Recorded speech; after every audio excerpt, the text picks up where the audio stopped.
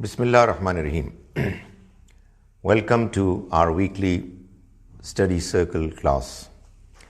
As you all know that we have been studying the Quran right from the beginning, and we have already done Surah Al-Fatiha, the first chapter of the Quran, the beginning chapter of the Quran, which was a prayer that was basically laying down the foundation for the rest of the Quran to be revealed. Thereafter, we have studied the first 7 verses of Surah Al BAQARAH, the next surah of the Quran, wherein, as we studied the last time, there was a mention of the people who had actually accepted the Almighty's message, those who were called Al-Muttaqeen, the God-fearing, the God-conscious, about whom the Almighty presented a number of their attributes which made them God-fearing, and therefore as a consequence were reasons for them to become eligible to benefit from the Quran. This mention of those attributes of believers was in the backdrop of the fact that there were people of the book, the Jews in particular, many of them, who were bent upon rejecting the message of God, and they were bringing forth one lame reason, excuse or another. The Quran has presented the fact that this book is the very same book which was awaited, which was to arrive from God, and has presented the qualities of the believers who have accepted this book as God's book. And the reason why they have done so is that they possess those qualities. They believe in the unseen world.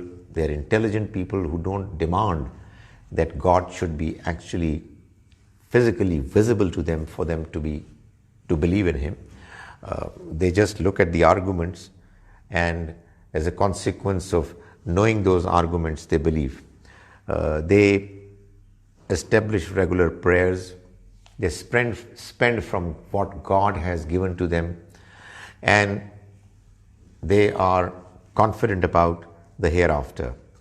Such are the people, the Almighty says, who are on the path of guidance, and such are the people who are going to ultimately succeed in the hereafter.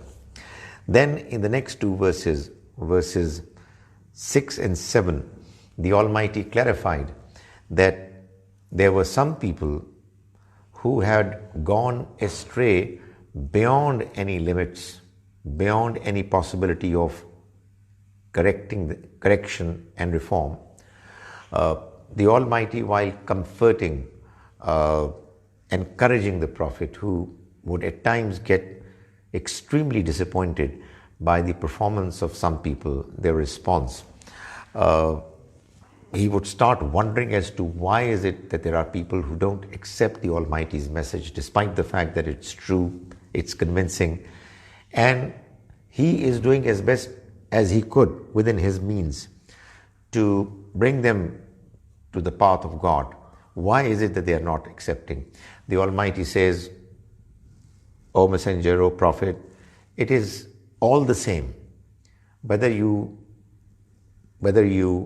warn some people or don't warn them, they're not going to believe.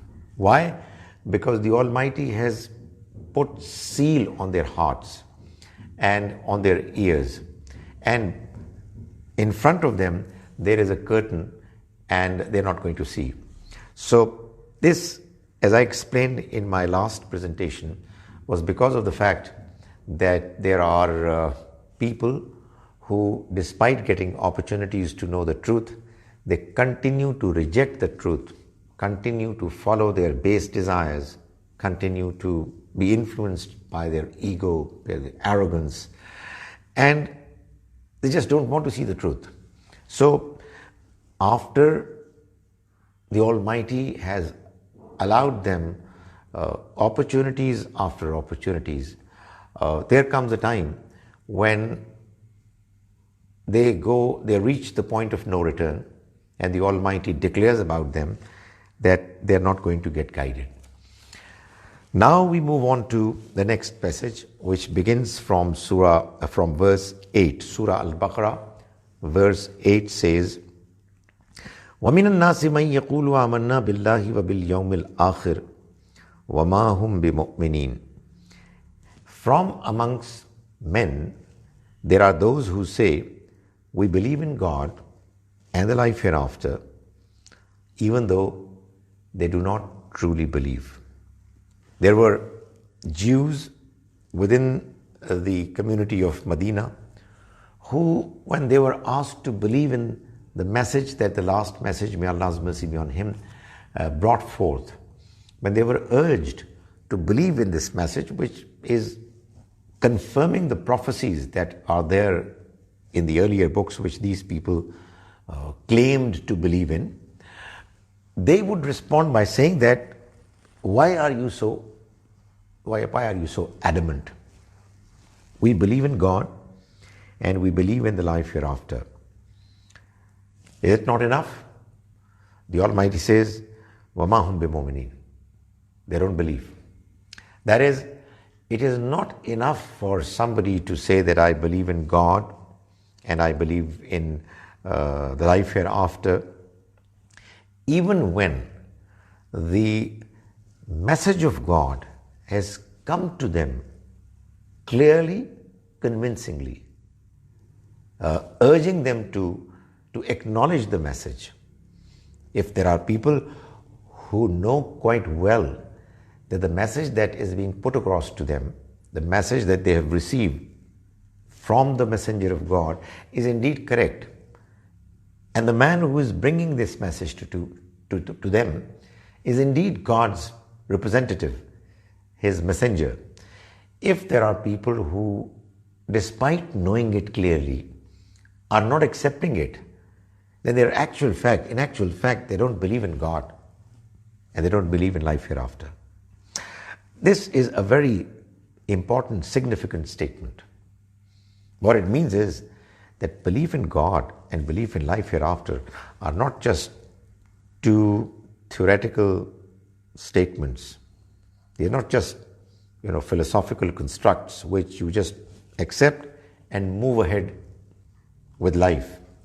These are two such significant realities which, when they are acknowledged, would completely transform an individual. It would not be possible for a person who believes in God and the life hereafter to go on to reject God's message, even when it has come to him most convincingly. So the Almighty, mentioning their statement, their claim that they believe in God and they believe in the life hereafter, goes on to emphasize that they actually don't believe. How is it possible that you believe in God, you believe in the life hereafter, but you say no to a message that has come from God? I'm not saying that everybody who doesn't accept the Quran or the last messenger belongs to the same category. It all depends whether God's message has reached some people convincingly, clearly or not. It is quite possible, and it's only God who is the best judge to decide as to whether God's message has reached people properly, convincingly or not. In the case when the Quran was getting revealed, people belonging to the Arabian Peninsula had actually received the message most convincingly. There was no doubt left in the minds of those who were receiving this message directly from the messenger of God, may Allah's mercy be on him. It was very clear to them that it was the truth. The Quran says they are rejecting it مِن بَعْدِ مَا تَبَيَّنَ لَهُمُ الْحَقِّ, even after the truth has become clear and manifest to them. The Quran says يَعْرِفُونَهُ كَمَا يَعْرِفُونَ أَبْنَاهُمْ. They recognize him quite as clearly, the same way as they recognize their own sons. So when such a clear understanding is rejected by some people, then their claim that they believe in God and they believe in life hereafter is an unacceptable claim. يُخَادِعُونَ اللَّهَ وَالَّذِينَ آمَنُوا وَمَا يَخْدَعُونَ إِلَّا أَنفُسَهُمْ وَمَا يَشْعُرُونَ. They deceive God and those who believe. That is, they try to deceive God and those who believe. Sometimes a verb in Arabic and other languages too, it appears in the meaning of the intention to do it, not that it has actually been done. So يُخَادِعُونَ اللَّهَ means they intend to deceive God and those who believe. وَمَا يَخْدَعُونَ إِلَّا أَنفُسَهُمْ, even though they do not deceive anyone except their own selves. That is, they have made an attempt to deceive God. They are trying to deceive believers, but they have not succeeded in deceiving anyone save themselves. I mean, they are showing to believers apparently as if they believe they are also like them, knowing full well from inside that they don't believe. So even though they think that they are deceiving Muslims and they are deceiving God, the fact of the matter is that they are deceiving themselves. That is, they are endangering their own future. They are spoiling their own spirit, their own nature, their conscience. That's what the Quran keeps saying over and over again. Those who do things wrong knowingly and deliberately are the kind of people who are doing harm to themselves. They are causing harm to nobody else except themselves. Zalamu anfusahum, zalama nafsahu. He has wronged his own soul.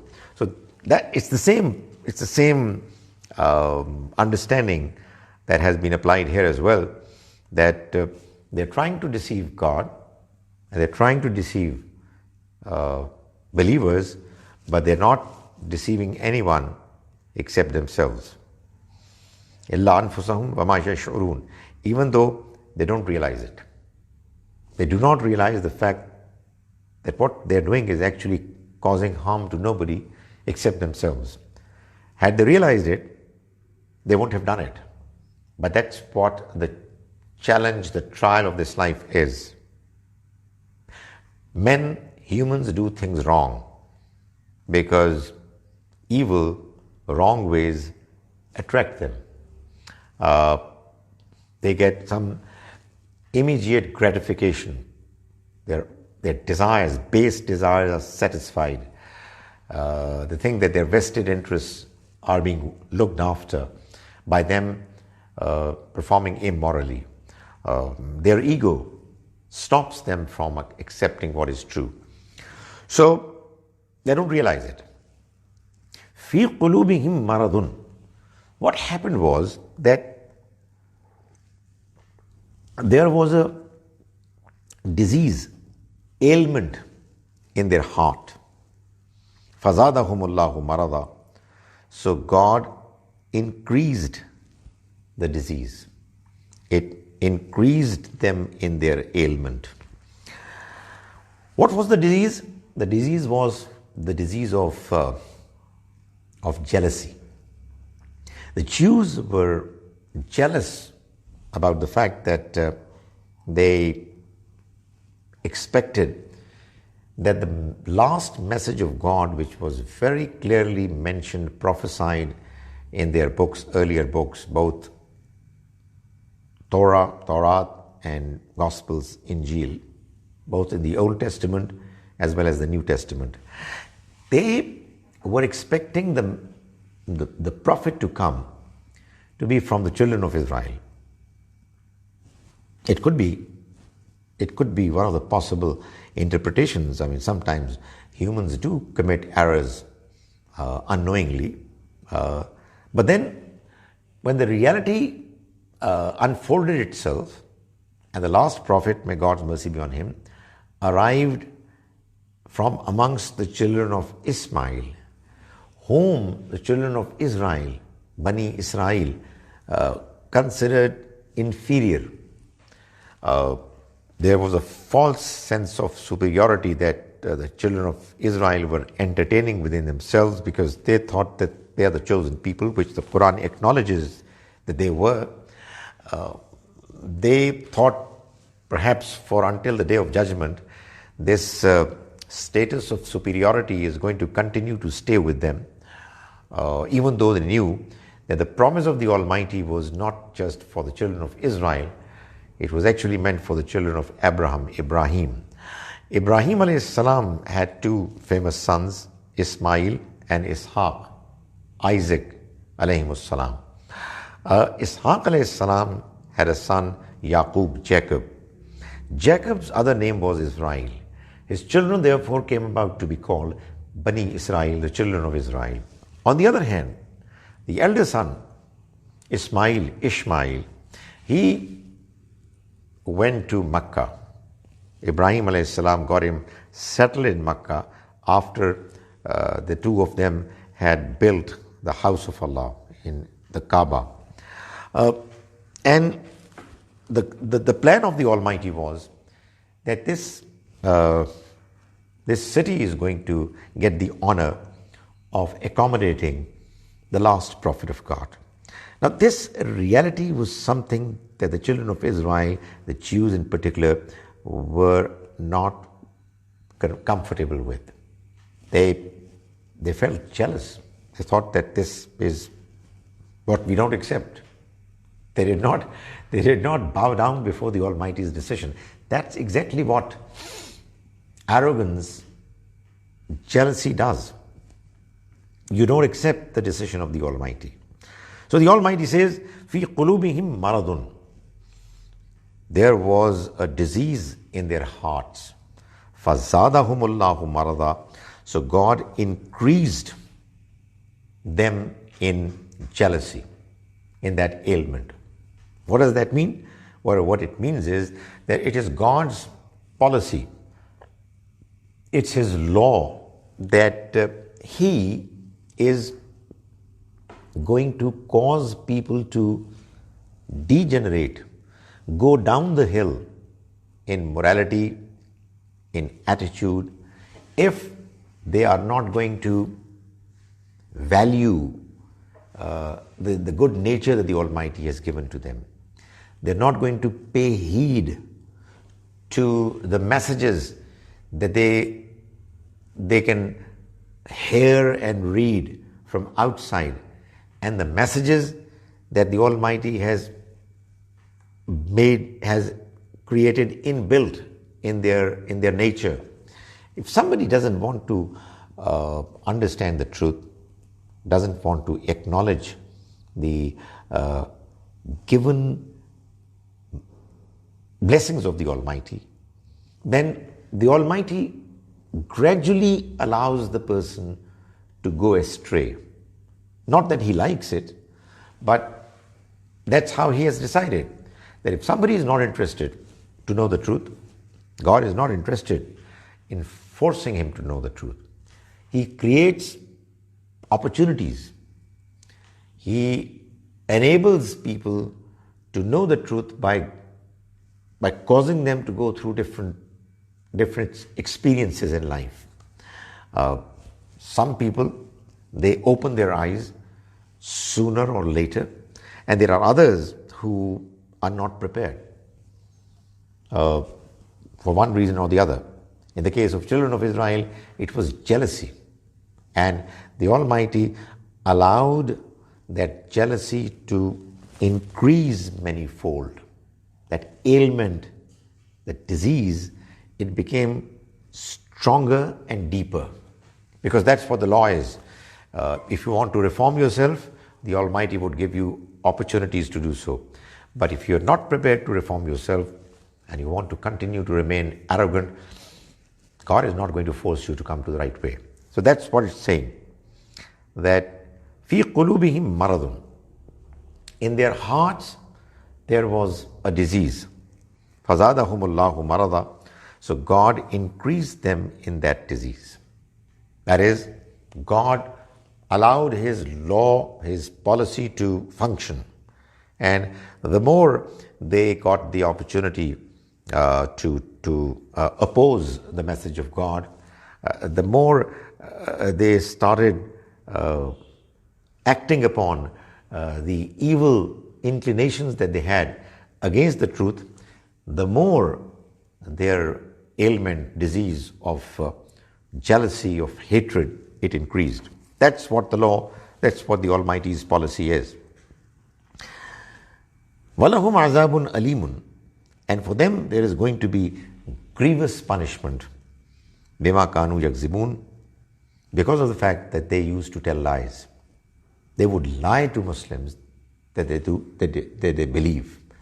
They would lie to people for ordinary petty reasons, just to get some small worldly gain. They would deceive, dodge, tell lies. So the Almighty says that they are going to get grievous punishment because they used to tell lies. What it means is that people are going to be judged on the Day of Judgment as to whether their conduct was right or wrong on the basis of the moral, ethical understanding that humans have. So if they were telling lies, they'll be taken to task. And this happened because they were jealous. This happened because they hated children of Ismail because they thought that they was inferior. So it was this arrogance within themselves that caused their downfall. وَإِذَا قِيلَ لَهُمْ لَا تُفْسِدُوا فِي الْأَرْضِ. And when it is said to them, don't create mischief on earth, قَالُوا إِنَّمَا نَحْنُ مُصْلِحُونَ. They say, no, instead we are the ones who are reforming. We are here to reform. We are not creating mischief on earth. What it meant was that when they were asked not to behave in a manner that would ultimately result in people saying no to the message of God, when you reject the message of God coming from one of His messengers, Rasul, then ultimately the Almighty's punishment would visit that land.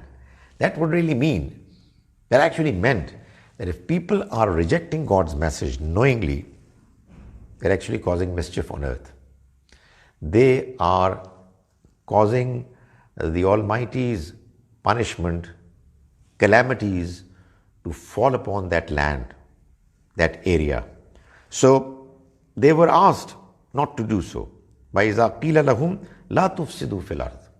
When they were asked to not create mischief on earth by rejecting the message, by causing others to stay away from accepting the message, قَالُوا إِنَّمَا نَحْنُ مُصْلِحُونَ. They say that we are simply reformers. We want correction. We want peace.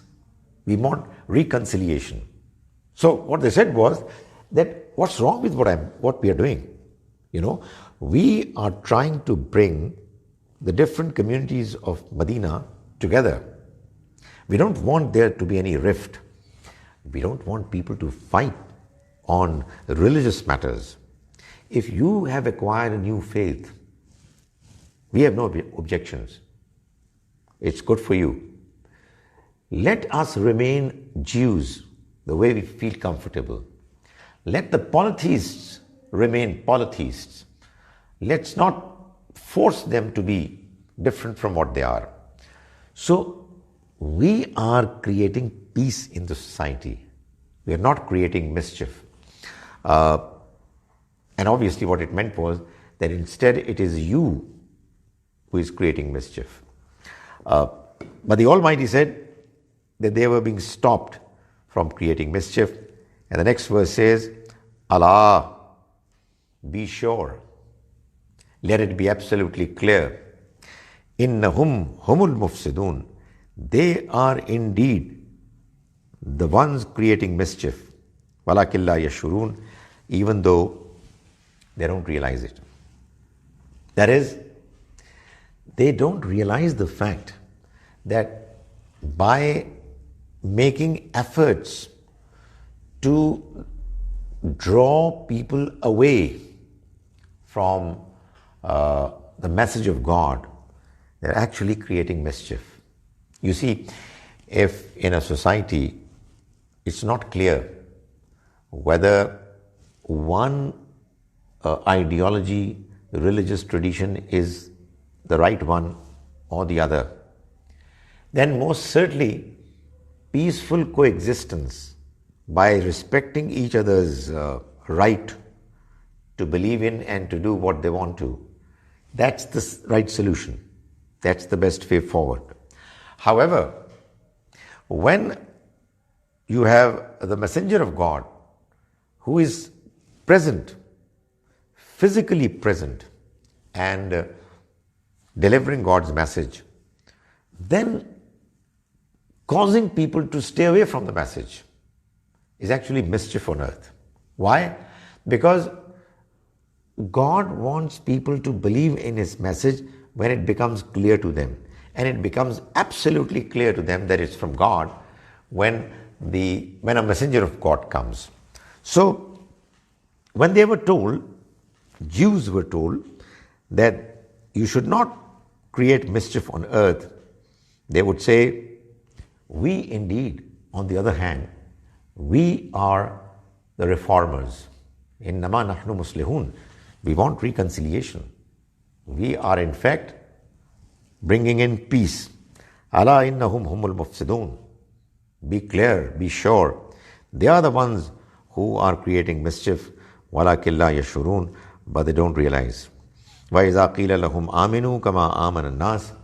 And when it is said to them, believe the way these people have believed. That is, when they are invited to believe in the Prophet, may God's mercy be on him, and the last message, the way these muttaqeen, God-conscious believers have believed, when they are asked to believe as well, qalu, they say, anu'minu, shall we believe, kama amanat sufaha, the way these unintelligent people believe, the way these, allow me to say, their own words were, the way these stupid people believe, foolish people believe. Allah, be absolutely sure, be aware, innahum humus sufaha. They themselves are foolish. Walakin la ya'lamun, but they don't know. They are trying to create an impression that the people who have believed in the last messenger, they have given up every worldly ambition. They are sacrificing their wealth, their energies, and their future for something that they can't even see. They are so obsessed with it that it seems they're going to destroy themselves.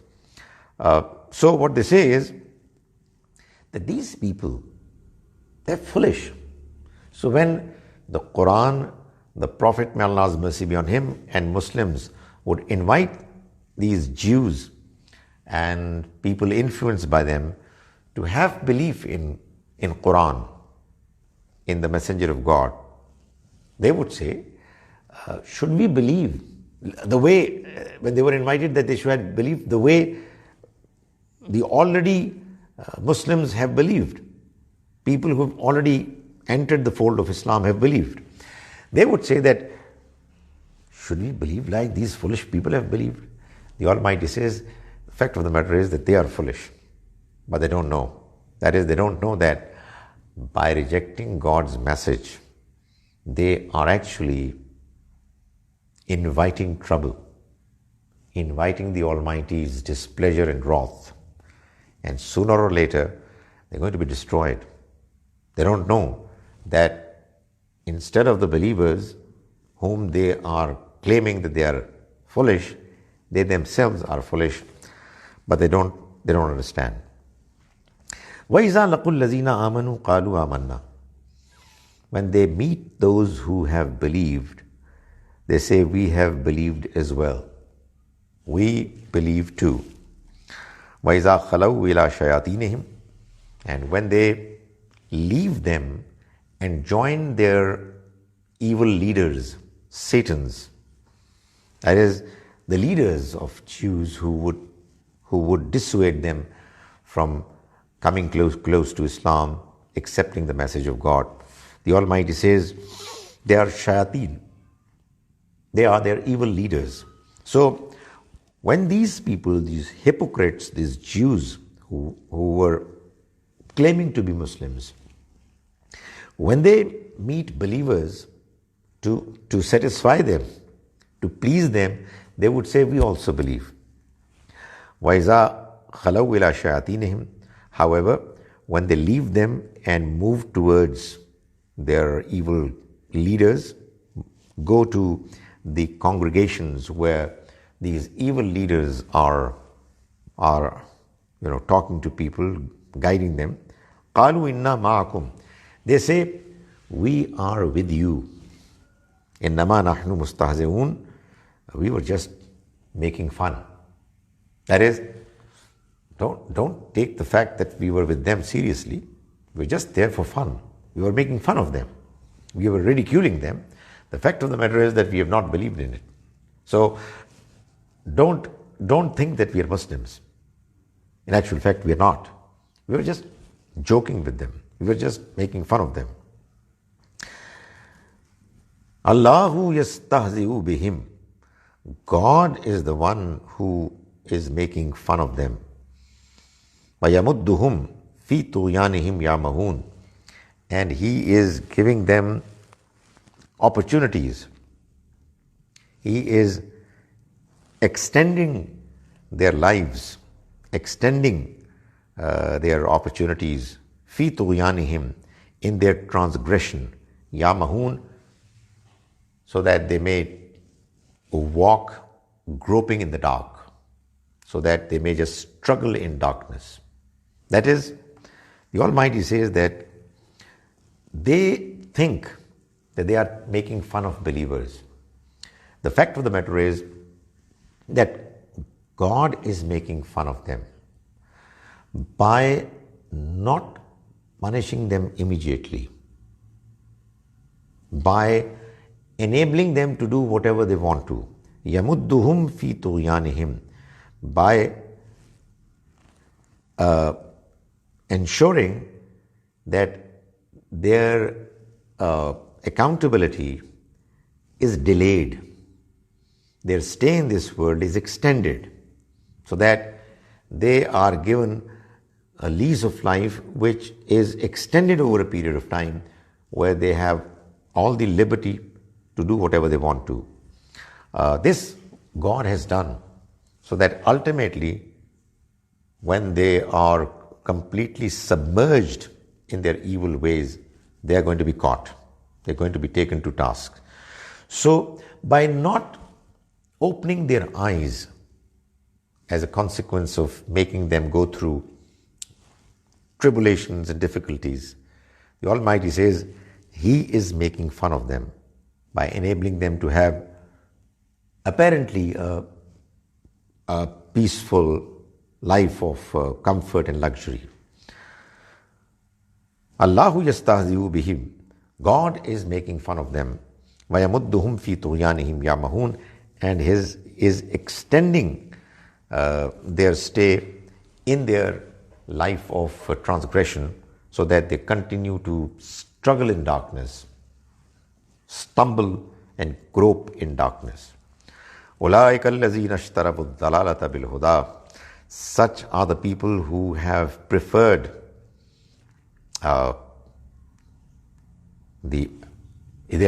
misguidance bil-huda over guidance. That is, through their behavior, they have actually chosen to go for misguidance, preferring it over guidance.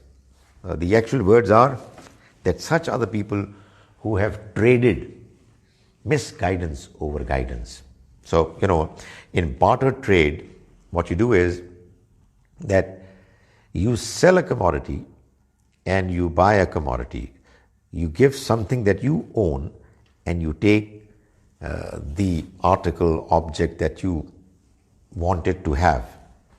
The Almighty has used this example, this understanding, and applied it over the idea of guidance and misguidance. So what he says is that these people who are behaving hypocritically, they are the ones who have traded misguidance for guidance. That is, they have preferred ad-dalala, misguidance, over huda, guidance. In other words, it's always going to be that trade. Some people are going to prefer guidance, and they will do away with misguidance. In other words, they would sell their misguidance and buy guidance. But there are others who would sacrifice their guidance, do away with their guidance, so that they get misguidance. So the Almighty mentions about these people, أُولَٰئِكَ الَّذِينَ اشْتَرَبُوا الضَّلَالَةَ بِالْهُدَىٰ. Such are the people who have purchased, traded misguidance by giving away guidance. فَمَا رَبِحَتْ تِجَارَتُهُمْ. So their trade is not going to profit them. وَمَا كَانُوا مُهْتَدِينَ. And they are not going to get guided. That is, when they have shown their lack of interest in guidance, God Almighty no way is going to enable them to get guidance. Okay, I stop it over here because then the Almighty goes on to describe in 3 verses through examples, through mentioning some natural calamity as natural phenomena, to describe the behavior of these people that has been mentioned in a few earlier verses. That is the subject that we'll discuss the next time. Now, I am available for your questions. I'll first take questions from here, from my Zoom class, and then I'll see if there are any questions on the Facebook. So, do we have any questions over here?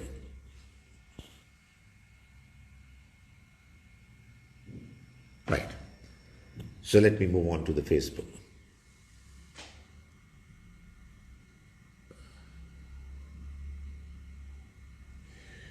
Whenever we do wrong, our moral self nags us, makes us realize that we are doing wrong.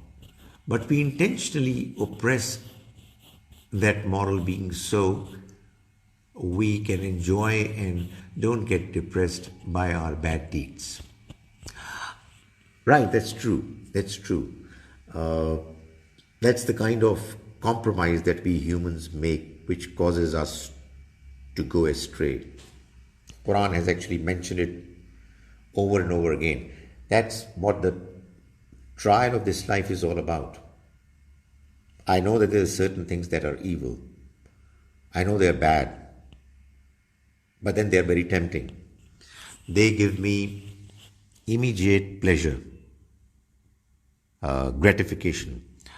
So, on the other hand, my conscience tells me, my good nature tells me that this is not right. I must avoid it. So, that's how the journey of life goes on. That's what the trial of life is all about. So, when we people are able to successfully cause our conscience, our good nature to prevail, and we are able to control our base desires, we are successful. But as and when we get weak and the evil part overcomes us, that's what makes us go away from the right path. It doesn't happen immediately overnight. The first thing that happens is that when we do something wrong, we feel from within ourselves that things have gone wrong and that we must correct ourselves, improve, repent before the Almighty.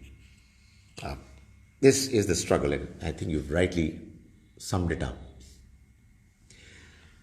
It's really difficult to remain steadfast on the right path because it makes us guilty from inside whenever we are inclined to those worldly gratifications. Yes and no.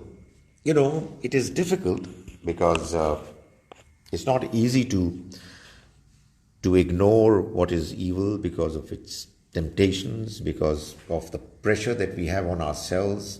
There is one part of us that moves us towards the wrong path. But on the other hand, it's not really difficult.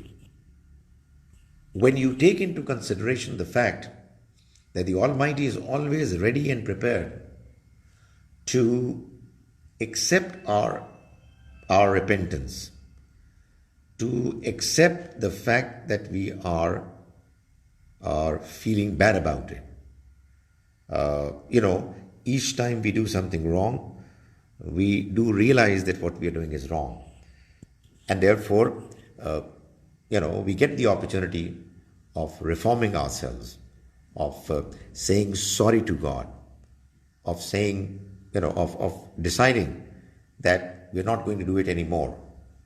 So, even though it seems difficult that we remain on the right path, it's not quite as difficult. It's a fair trial, probably not just fair.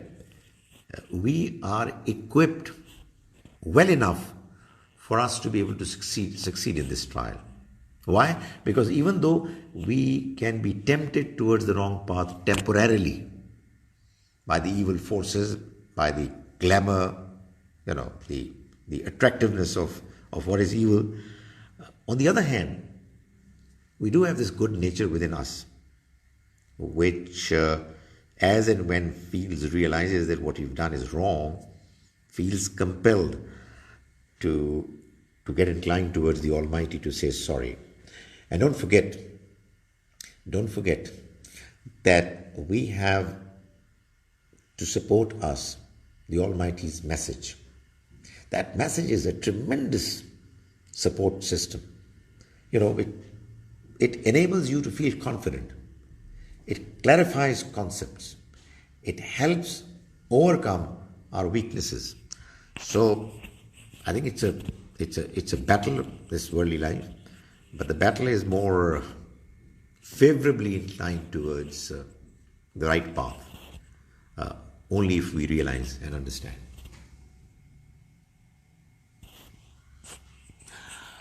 People try to ignore Deen because they know they will feel guilty whenever they do some worldly things for the gratification. So to avoid those guilt feelings, they try to part themselves from true Islam. I don't know, I'm not too sure. Because honestly, when you do something wrong, the only way you can come out of that burden, there's a burden on your conscience. The only genuinely correct way is to seek forgiveness from the Almighty, to say sorry to Him, and to also say sorry to the person you have harmed, to compensate him for the wrong that you have done to him. There's no other way out. So if somebody is staying away from religion, because if he or she was to be religious, that would mean that no matter when and where you do wrong, you will feel bad about it and you will feel uncomfortable.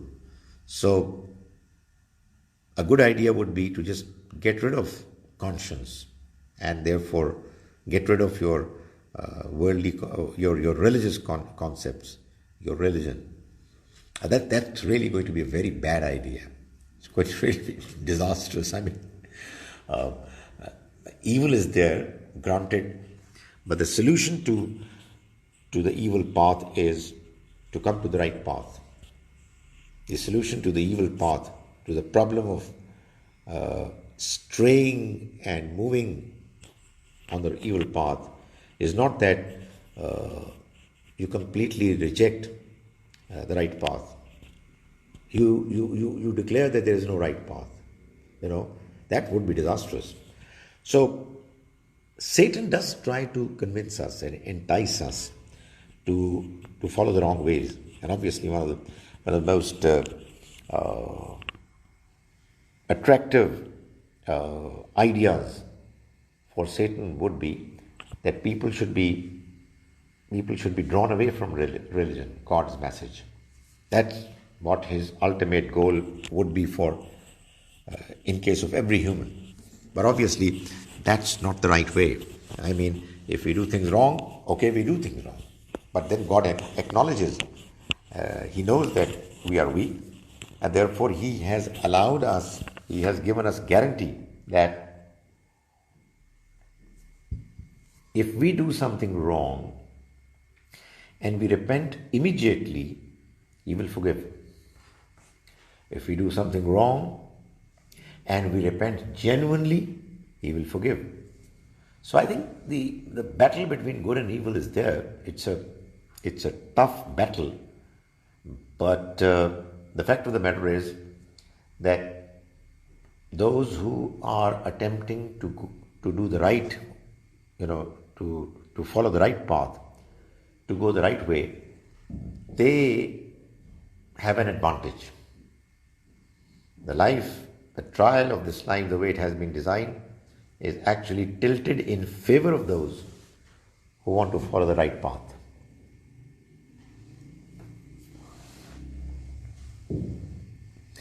What about those who are sort of mediocres in their deeds? Sometimes they are very staunch believers, and sometimes they get indulged in worldly matters. Well, what about them? I mean, obviously, in case of each one of us, there is going to be an ultimate accountability process that will take place. It happens to a vast majority of people that they have a phase in their lives when they are doing well, morally well, religiously well, and there comes a phase when they're not doing it quite as well. The ultimate outcome and result of this battle is going to be decided on the basis of who did more, who was more inclined towards goodness than evil. And more particularly, probably this is going to be decided more particularly at the time when a person is going to depart. Because, the kind of life that you're leading when you are about to leave this world is what is going to be the end result, the conclusion of your life. That's why it's strongly recommended that we pray that our end is good, that we leave this world in a manner, performing in a way that we are doing good deeds, we are on the right track, we have a sound belief. But the fact of the matter is that the worldly life, in our worldly life, our faith continues to fluctuate. So my answer is that if somebody is right there in the middle, he or she should not be comfortable with it. Let's not be complacent. Let's not deceive ourselves by saying that, by imagining that if we are somewhere in the middle dangling, it will be okay. I think a good careful person would never take that risk. And by the way, why should we decide that as far as this life is concerned, we're going to get the best out of it. As far as the next life is concerned, even if we get a very ordinary paradise, we are okay with it. I think quite the contrary. The right spirit attitude should be the very opposite. We would like to have the best of the successes, best of the mercies, the blessings of the Almighty in the life hereafter, because that life is going to last forever. We might be willing to compromise some of our facilities, some of our successes in this life.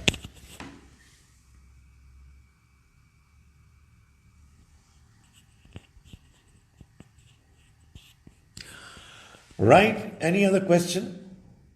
As you know, this is a regular feature, inshallah. On Saturdays from 2 p.m. to 3 p.m. I take this Quran class, which is in English, which was a need, and this goes to the YouTube as well ultimately. So inshallah, I pray to the Almighty that we understand God's book as best as we can, and more importantly, the more we understand, the more we are able to mold our lives according to what God is expecting us to do, expecting us to perform. And I pray to Him that we are able to regularly do this class, so that we are able to read the entire Quran in this process. أقول قولي هذا وأستغفر الله لي ولكم.